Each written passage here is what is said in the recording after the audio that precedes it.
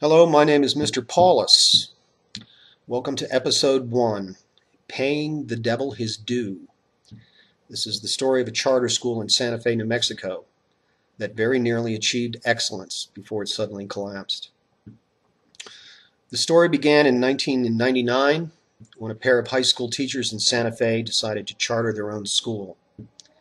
At the first meeting, so many interested parents showed up that the crowd filled the room and then spilled out into the hallway. Clearly, there was a need and a desire for a charter school in Santa Fe. The school district reacted as you might expect. They considered a charter school a threat to their power. So they confronted the two founders and charged them with racism. That's right. They pulled the race card. The two founders were forced to resign. Oddly enough, the school opened anyway, under a new administration. We found room in the National Guard, and the first year and a half was very tough. The campus was chaotic. Students were running amok. The teachers, the staff by and large, was full of losers. And within a year and a half, the commandant at the National Guard ordered us to leave, and I'd say probably for good reason. You would think that such a school would be closed, and perhaps it should have been. But it just so happens that a member of our board of directors found some abandoned temporary buildings and convinced the school district to lend them to us. They were erected on city property, put up on pillars, and with a week to go before the start of school, we actually had a campus, although we didn't have power or water. And yet, the faculty scrambled to get that school open, and we did. We opened on time. Unfortunately, the new principal, already the 7th principal in 3 years, had decided to invite every thug in the school district to join our student body. He wanted a school for children at risk. Yeah, at risk. In my day, these kids were known as juvenile delinquents. And then he resigned. Real nice, huh?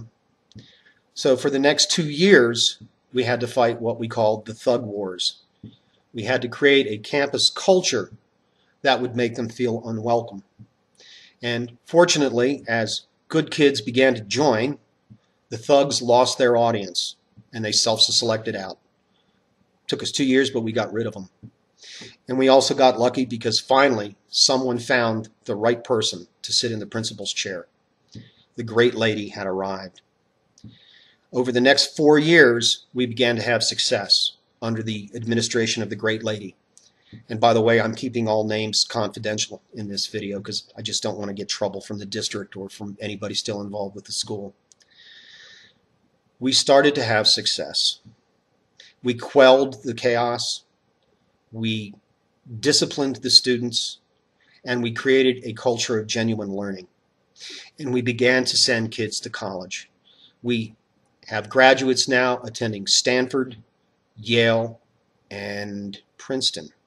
It's a pretty good record for a small school. Eventually, one of the members on the PTA, or PTSC as it's known, a woman with some pretty good business savvy, discovered a way to attract the money to actually build our own campus. Property was donated, a bond was floated on Wall Street, and we received a $6 million loan to build the school. 2 years later, we had our own campus. We considered it miraculous, and the school really began to thrive. Our test scores exceeded the district test scores by magnitudes. We thought we were on our way. And then something tragic happened. The great lady died in office. It was a huge shock to the campus. She was replaced by an interim principal who didn't work out. The board of directors scrambled to find the right person. They settled on a man who we thought would be the perfect fit. As it turned out, he was neither experienced nor credentialed. He was, in fact, a fraud. In addition, he was a Bolshevik. He began to deconstruct the school. He turned off the school bells because he figured that was smacked of the factory model of schooling, and that's a no-no, right? You don't want to have a factory model for your school. He tried to buy the affection of the students by allowing electronic devices back on campus. Pretty soon, the school discipline began to break down. About this time, it was discovered that he didn't have the proper credentials. The board of directors tried to remove him. He threatened to sue if they did. The man also, as any good Bolshevik will, decided to divide and conquer. To his supporters, he gave sinecures, and any faculty member that opposed him was given a hard time. Within 2 years, the entire senior faculty on that campus quit, but it wasn't over. Parents began to complain to the school district. The school district was given cause to investigate. That's the day the devil arrived to claim his due. The investigation revealed certain irregularities. Well, some of them might have had some basis. A lot of them were simply contrived. The school district forced the principal out. He needed to go anyway, and then they forced our board of directors to resign. They demanded the keys to the school. They placed a principal in the office who was one of their people from the district. They created a new board of directors who were in fact puppets of the district. And then they demanded the keys to the school. That fine school was reabsorbed into the district. It exists today. It is still a charter school, at least in name, but it is essentially just another public school. And that's why I call this paying the devil his due, because we made a fatal error when we founded the school.